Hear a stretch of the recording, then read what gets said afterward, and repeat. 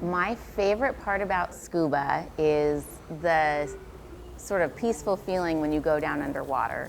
It's not quiet, you know, the ocean's actually a pretty loud place, but the sounds just totally wrap around you and you feel like you're in a different world.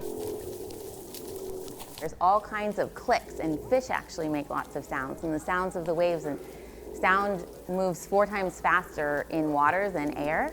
So our human brains and ears aren't really tuned to be able to tell the directions. I learned how to scuba the summer after I graduated from high school. It was a gift from my dad. And so my sister and I took lessons together up in Monterey Bay, and it was super cool to get to breathe under there. They kind of have you work up as you go through the volunteer program. So when I started, I was a freshman in college up at UCSD. And then when I was getting my master's degree, I was lucky enough to do a project where I did the Scripps scientific diving course.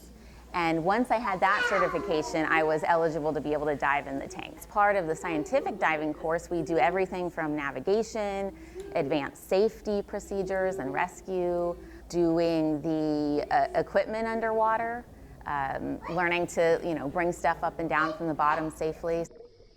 This is quite heavy. The whole setup altogether is at least 50 pounds, if not more. Luckily, once we get in the water, we're neutrally weighted, so we just float there. But before that, it is very heavy and cumbersome. So we typically sit on the side of the dive box here, and we'll flip our feet over and then get ready in the dive box so that we can then just swim directly out into the tank. Garibaldi has made a west nest now. So you guys shouldn't have to worry when you're over here, but on the west side now, he has been coming out to give a little bit of territorialism to the awesome nest that he built. Keep your eyes out for the scorpion fish that are still on the bottom, those blind California moray eels, and in general, all the fish that are swimming around you. I'm still looking for zip tie fish. Find them. Oh, there's a zip tie right at the bottom where you would be cleaning. Can you pick it up and bring it back? Awesome. You guys have any residual nitrogen I should worry about? You ready for some scuba? Yes. All right, please do a buddy check and keep an eye on each other on the bottom. All right, let's do this. Woo!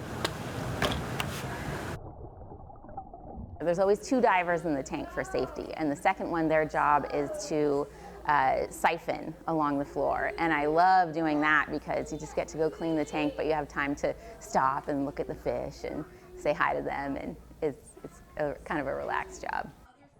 One person feeds, cleans the window, does the show, and the backup diver is sort of cleaning and making sure that all around the back of the tank is clean, and most importantly, keeping an eye on their buddy. Feeding is fun, but it takes your full concentration because they're swarming all around you.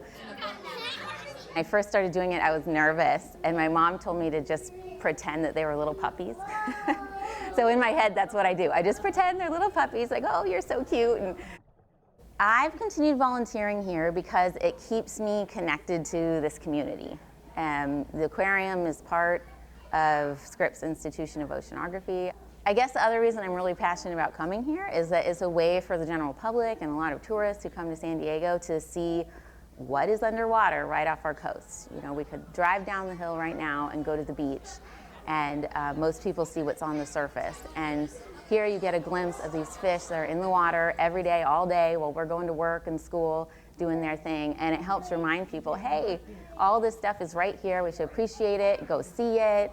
And do what we can to protect it and keep our oceans and our beaches clean and healthy.